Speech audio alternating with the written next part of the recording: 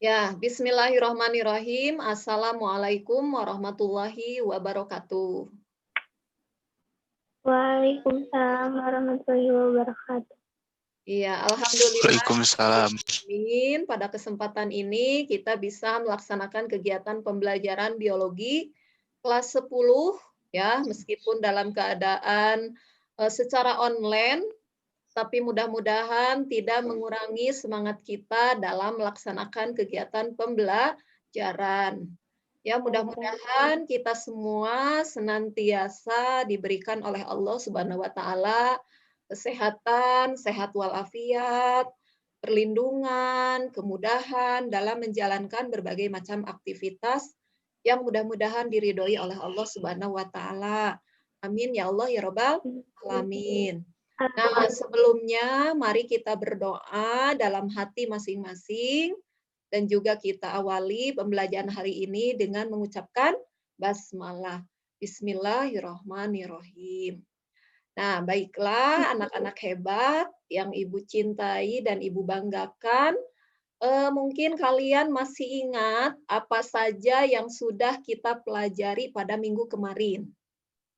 Mungkin. Ada yang masih ingat kita belajar apa di minggu kemarin? Nazril, Intan, Febri, boleh dinyalakan videonya. Nazril, Febri juga boleh. Supaya, nah, sip, Nazril, Febri, ya. Coba sekali lagi sampaikan apa sih yang sudah kita pelajari pada minggu kemarin? Klasifikasi. Klasifikasi, betul?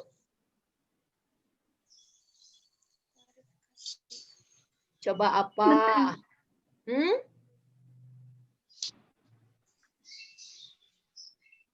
Ada yang masih ingat apa? Nah, minggu kemarin itu kita belajar tentang keanekaragaman makhluk hidup. Ya. Keanekaragaman makhluk hidup itu dibagi berdasarkan tingkatan-tingkatannya. Coba ada berapa tingkatan? Yang pertama, Nazril bisa dibuka, Nazril. Hayat. Tingkat? Hayati, Bu. Tingkat? Hayati. Keanekaragaman hayati tingkat? Gen. Bagus, Nazril. Tingkat gen. Iya. Yang berkaitan dengan sifat-sifat keturunan. Jadi kita bisa melihat dari warna, itu kan? Dilihat dari bentuk, contohnya kemarin itu adalah buah mangga, ada mangga golek, ada mangga aromanis, itu mangga. Nah, mangga golek, mangga aromanis itu yang membedakan, yang menyebabkan perbedaan, yang menyebabkan persamaan, keanekaragaman hayatinya itu adalah keanekaragaman tingkat gen. Nah, itu ya. Nah, contohnya lagi, misalnya ada bunga mawar. Mawar merah, mawar putih, itu kan? Nah, bunga mawar. Ada lagi contohnya misalnya ada cabai. Cabai merah, ada cabai inul, cabai cengek. Nah, itu juga bisa dikatakan sebagai keanekaragaman tingkat gen. Yang kedua, keanekaragaman tingkat? Tingkat. Coba. Tingkat jenis.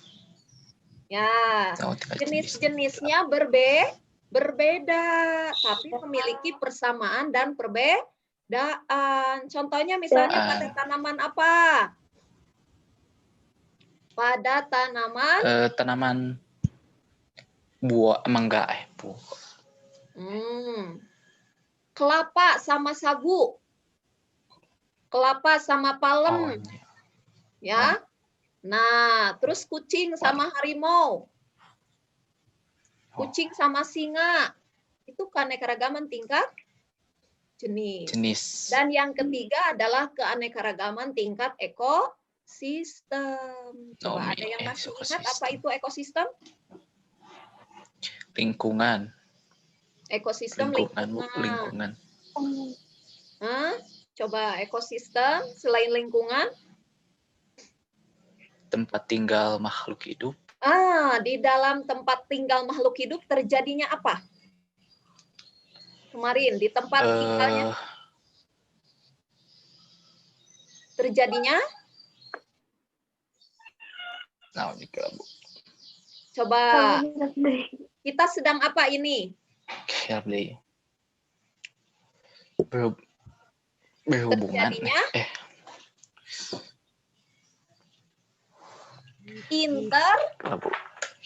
interaksi atau hubungan. Nah, hubungan antara makhluk hidup dengan makhluk hidup. Bisa hubungan antara makhluk hidup dengan makhluk tak hidup.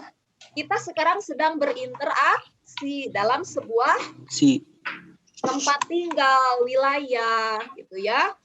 Nah, kalau misalnya contoh hubungan antara makhluk hidup dengan makhluk tak hidup, contohnya seperti apa?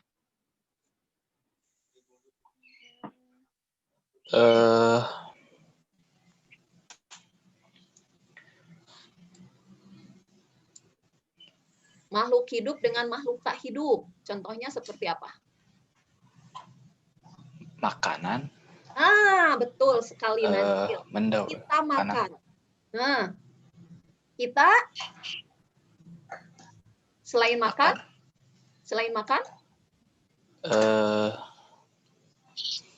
memberikan tempat tinggal. Tempat tinggal, apalagi?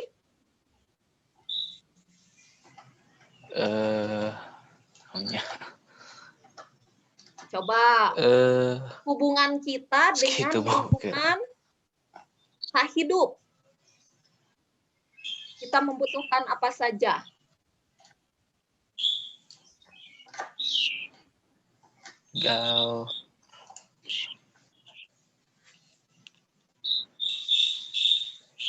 Kita membutuhkan air untuk apa? Minum. Nah, kita membutuhkan cahaya matahari? Iya, betul, Bu. Untuk betul. apa? Untuk apa? Moyan, Bu. Hebat. Nah, itu. Nah, berarti di dalam sebuah ekosistem itu terjadi hubungan. Nah, kemarin kita bisa melihat terjadinya interaksi itu berada di sawah. Betul? Sawah? Nah, di sawah terjadi hubungan, terjadi interaksi. Nah, padi memerlukan air. Nah, ada burung memakan padi. Nah, ada katak dimakan ular. Nah, ada belalang memakan padi. Nah, itu juga terjadi sebuah interaksi. Nah, itulah yang dinamakan ekosistem. Sehingga ekosistem itu dibedakan menjadi dua. Coba ada yang tahu ekosistem yang ada di mana? Di mana? Ibu. Di air dan darat. Air dan di darat. Kalau di air ada air apa? Danau, ikan. Air tawar, air laut. Nah, sungai. Kalau di darat ada apa saja? Hutan. Hujan tropis. Hutan apa lagi? Hutan apa, Nazril? Gurun, betul sekali. Itu. Apalagi?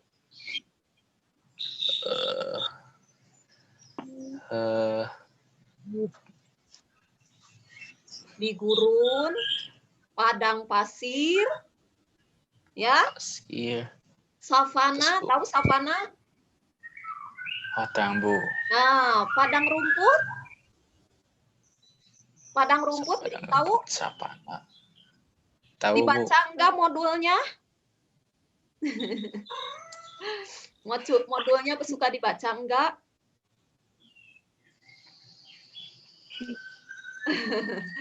Nah, jadi berbagai macam keanekaragaman hayati itu harus dibagaimanakan? Dijaga, Bu. Dijaga. Nah, bagaimana kita belajar mempelajari berbagai macam keanekaragaman hayati? Caranya gimana? Kita mempelajarinya itu dengan cara melestarikan. Selain melestarikan, kita dituntut sebagai siswa itu belajar cara mempelajari makhluk hidup yang beraneka ragam itu digimanakan?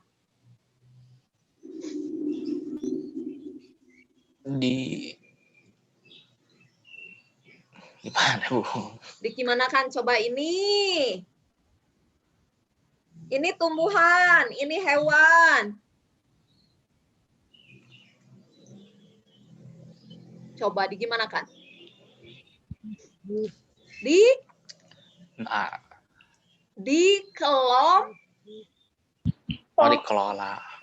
Dikelompokkan, diklasifikasikan.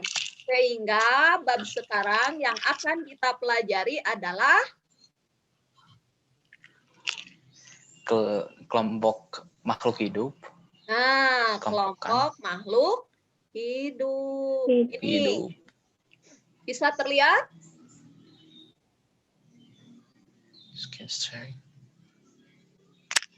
Error, Bu. Terlihat Oh, nggak? iya, ya, terlihat, Bu. Lihat, Bu. Nah, ini klasifikasi makhluk hidup. Nah, ini salah satu contoh makhluk hidup. Nah, ini kan makhluk hidup beraneka ragam. Ada invertebrata, ada vertebrata, ada tumbuhan, ada talopita, ada kormopita. Ya. Nah, Ibu nanti di-share ya modulnya di grup.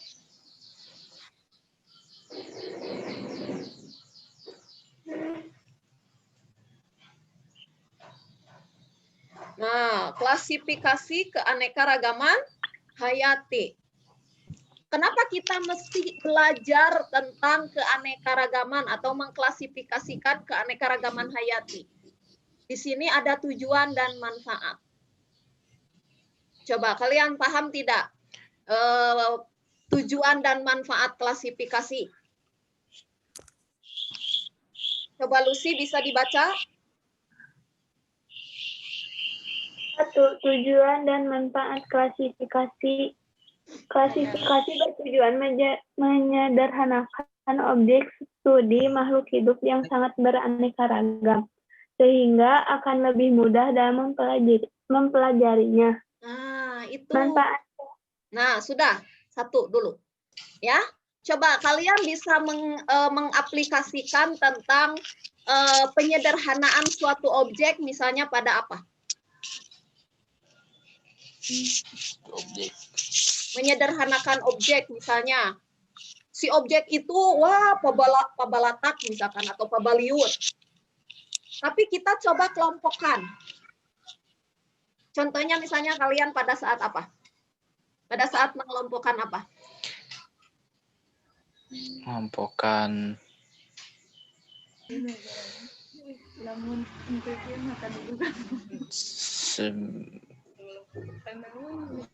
pabalatak.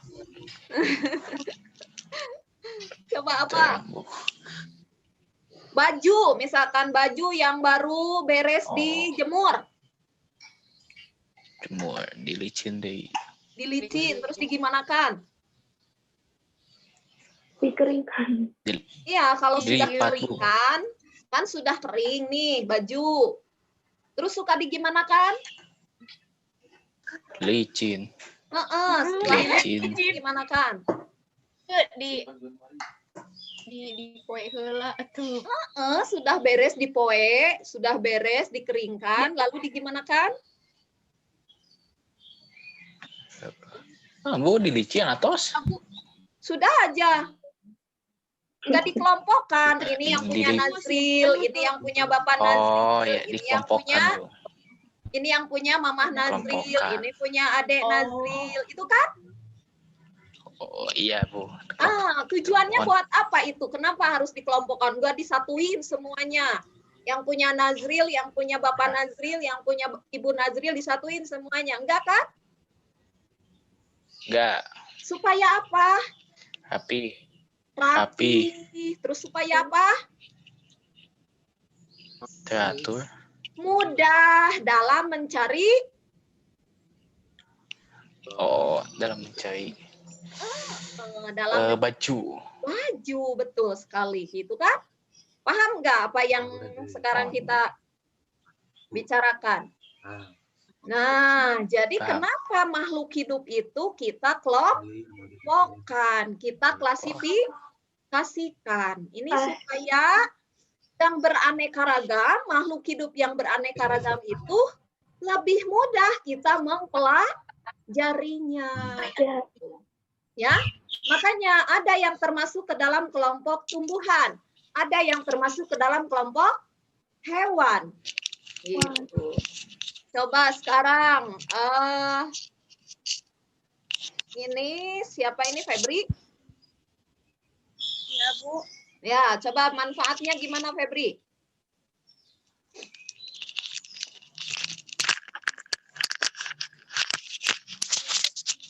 Lebih lanjut sehingga makhluk hidup yang lebih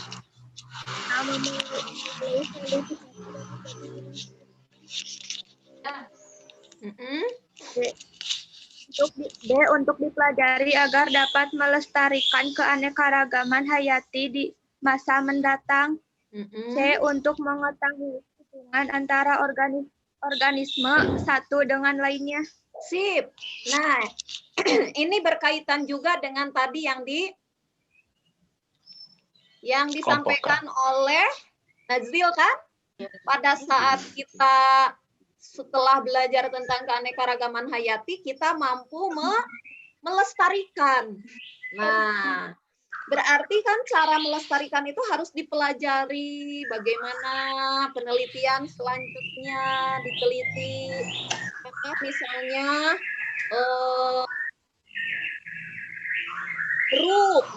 jeruk bisa dibudidayakan seperti apa gitu. Apakah misalnya jeruk bisa dikawinkan dengan gedang misalkan. Nah, itu untuk penelitian.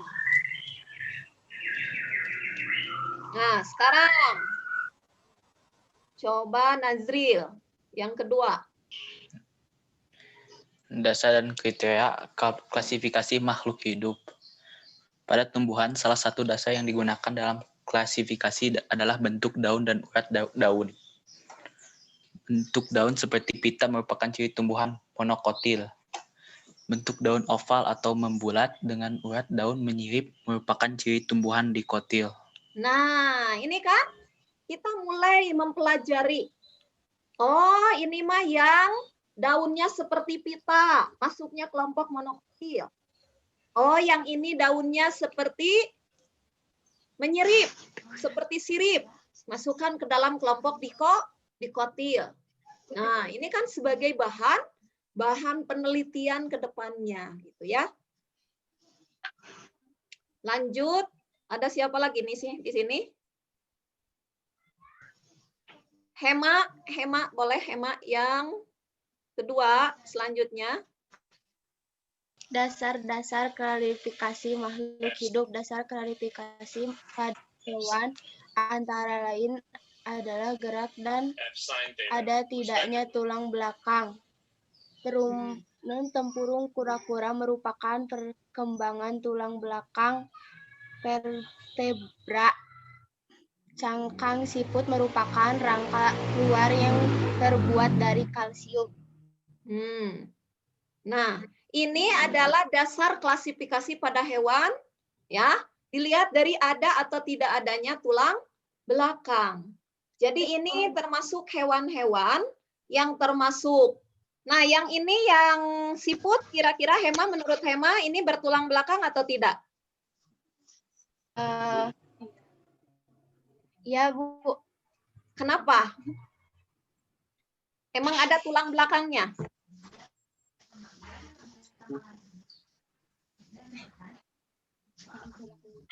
Punya tulang belakang si Punta? Itu makan rumah. Nggak ada, Bu. Oh iya, nggak ada ya. Nah, kalau yang ini kura-kura punya tulang belakang kan? Ada. Nah, Ya, Bu. jadi ini adalah dua contoh hewan. Yang satu memiliki tulang belakang, yang satu tidak memiliki tulang belakang. Nah, ini dasar klasifikasi.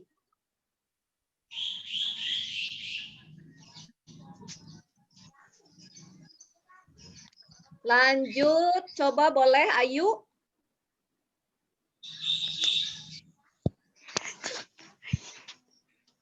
Ayu, Bu. boleh dinyalakan mikrofonnya.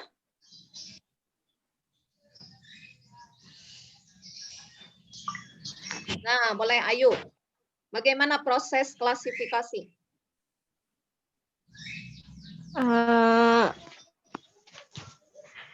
Gak bisa jawab, Bu, sama yang lain aja. Enggak, maksudnya dibaca. Terbaca enggak ini? Tampilan dari Ibu.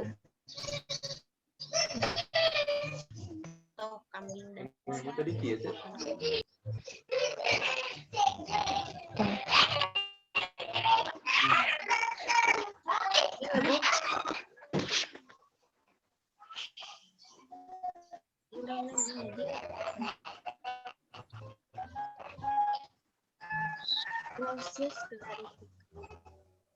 Boleh Intan?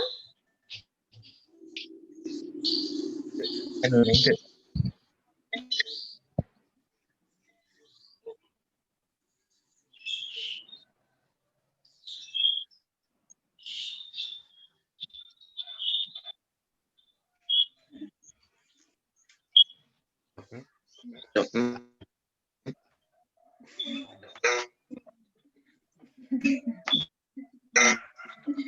Dilakukan dengan mengelompokkan ciri makhluk hidup berdasarkan perbedaan dan persamaan ciri yang dimiliki.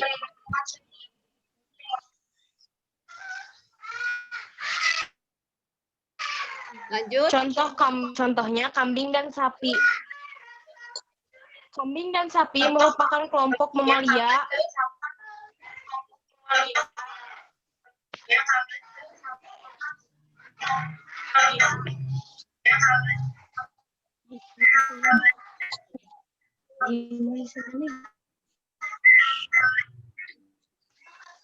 Nah.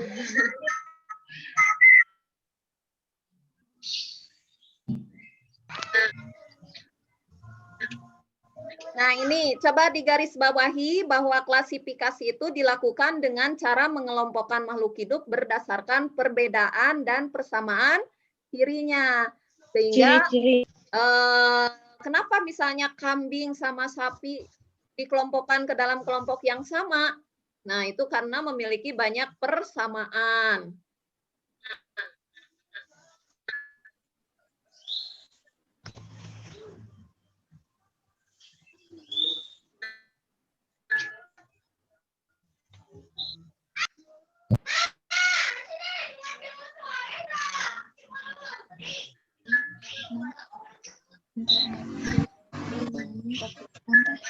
Internet.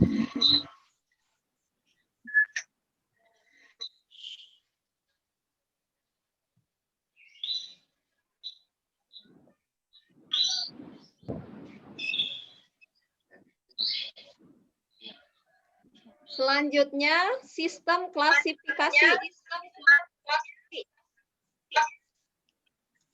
Coba, siapa? Neneng, boleh Neneng. Neneng. Sistem berdasarkan alam pikiran.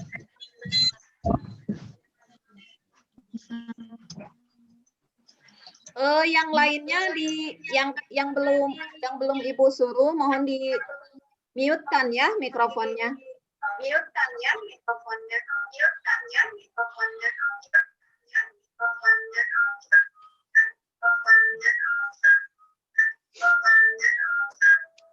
Ibu,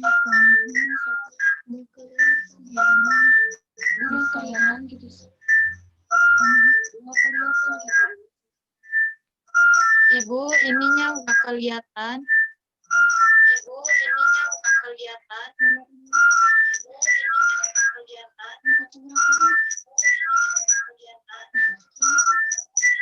Jadi teman.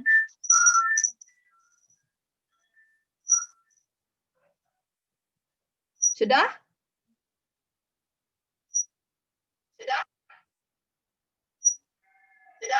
Sudah, Bu.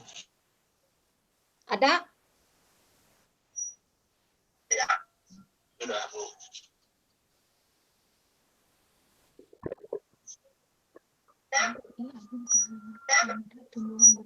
Ya. Tadi gimana?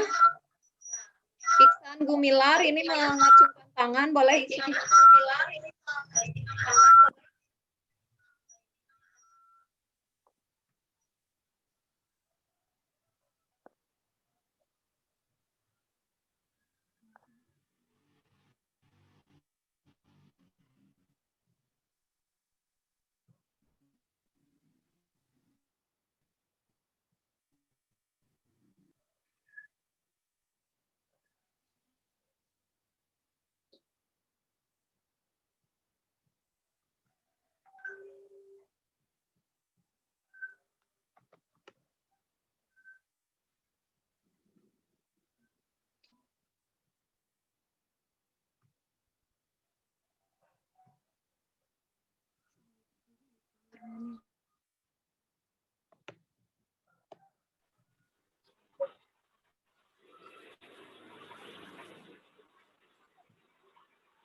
Ya, ini selanjutnya kita lanjutkan ke sistem klasifikasi.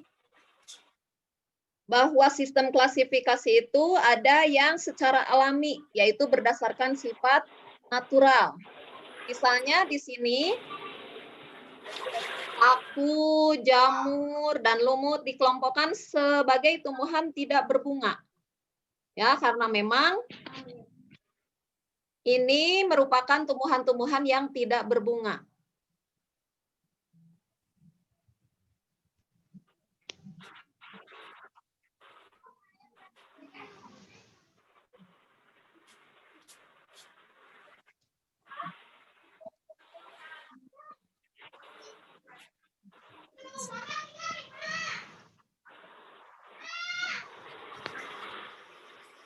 Yang kedua, klasifikasi artifisial atau buatan. Di sini misalnya berdasarkan kepada kegunaan atau sifat. Ada tumbuhan yang bermanfaat buat obat, misalkan ya. Ada tanaman yang bermanfaat untuk kecantikan. Itu berdasarkan buatan. Yang ketiga, sistem klasifikasi berdasarkan filogenetik, berdasarkan tujuan praktis, kegunaan atau sifat tertentu.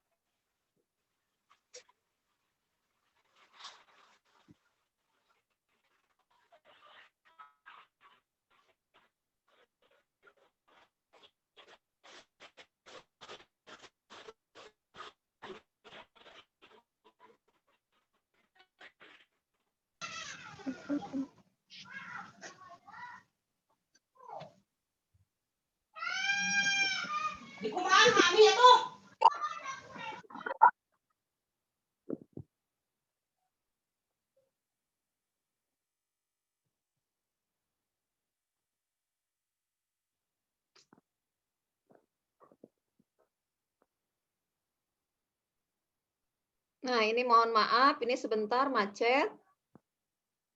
Screenshot, share screen-nya.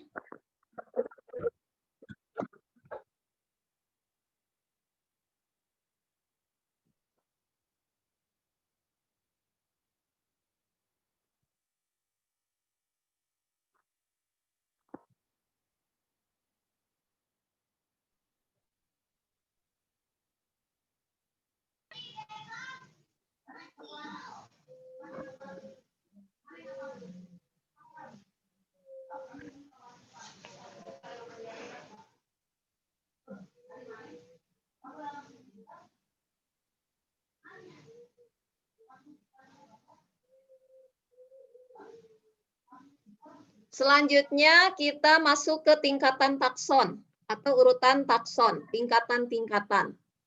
Kalian mengenal hal ini?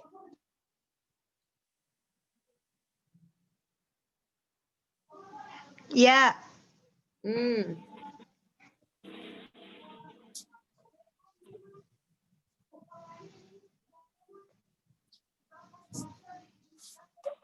Ini diibaratkan sebagai apa? Coba. Tingkatan.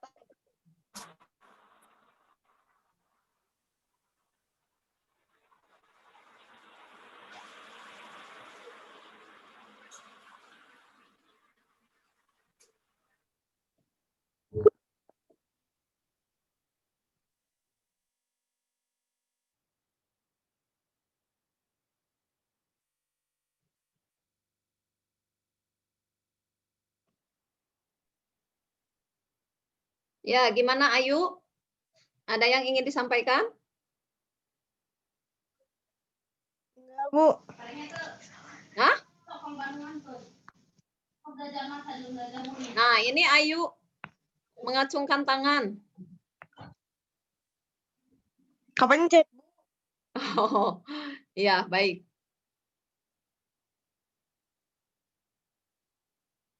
Yang tahu ini apa maksudnya?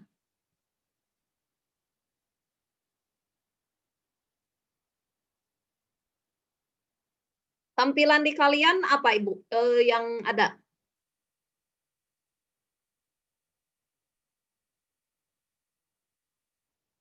Tidak ada, Bu. Kalau Ya. sekarang? Sudah ada, Bu. Ada, Bu. Ada, Bu. Apa? Apa yang Tingkatan takson.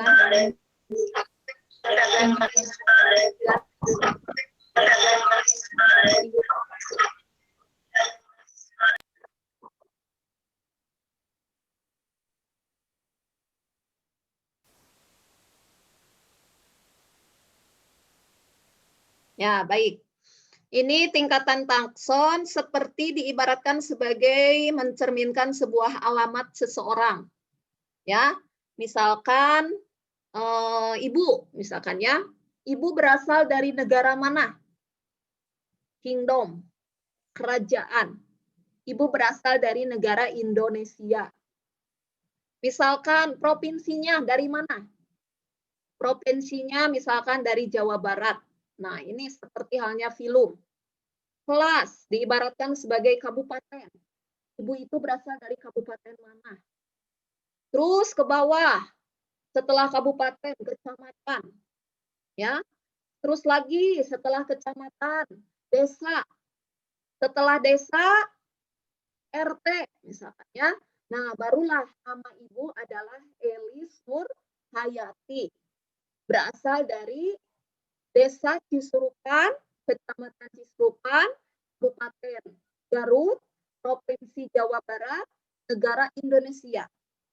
Nah, meskipun ada nama ibu yang sama, itu tidak akan tertukar. Karena di sini dilihat mulai dari kingdomnya seperti apa, filumnya apa, kelasnya apa, ordo sampai spesies. Bisa dipahami?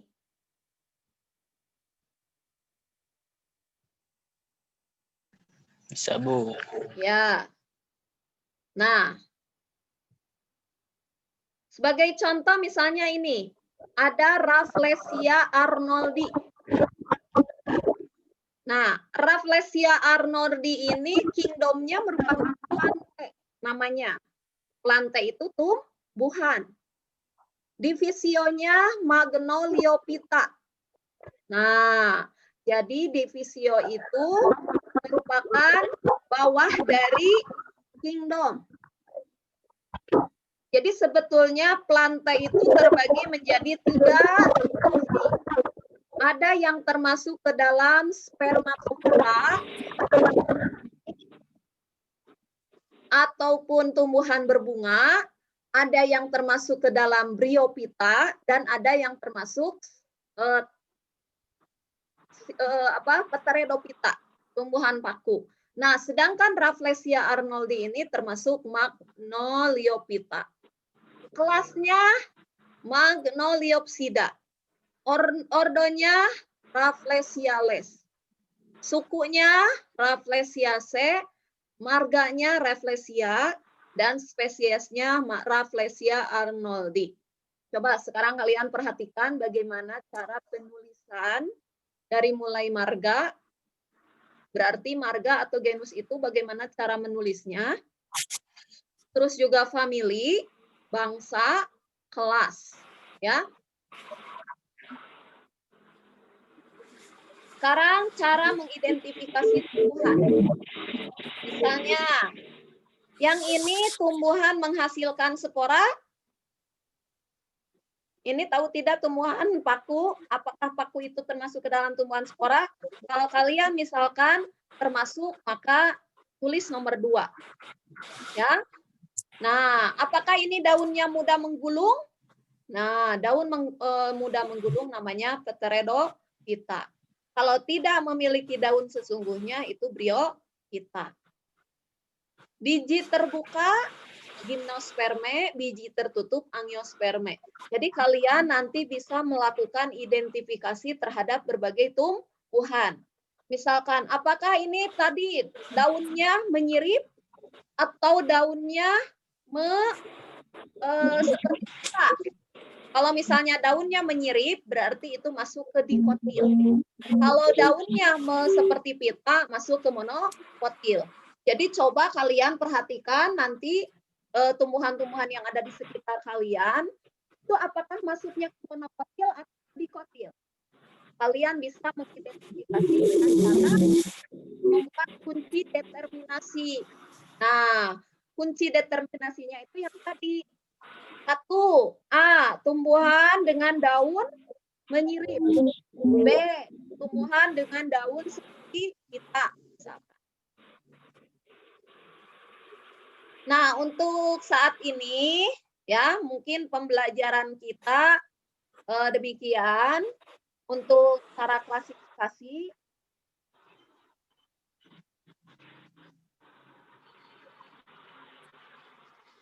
ini mohon maaf nih agak macet ininya.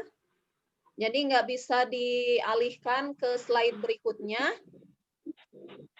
Nah, mudah-mudahan apa yang kita pelajari hari ini, ya, kita bisa mengambil kesimpulan bagaimana cara mempelajari sebuah makhluk hidup yang begitu beraneka ragam, yaitu salah satunya dengan klasifikasi. Jadi klasifikasi dilihat bagaimana tujuan dan manfaat dari klasifikasi, terus dasar-dasar klasifikasi yang tadi sudah kita bahas bersama-sama. Mungkin dari kalian ada yang mau disampaikan? Boleh mengacungkan tangannya?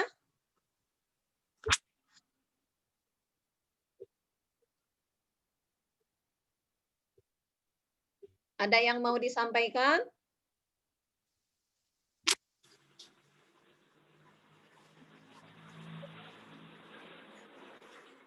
Cukup, Bu. Cukup. Ya. Ada yang mau ditanyakan? Ada yang mau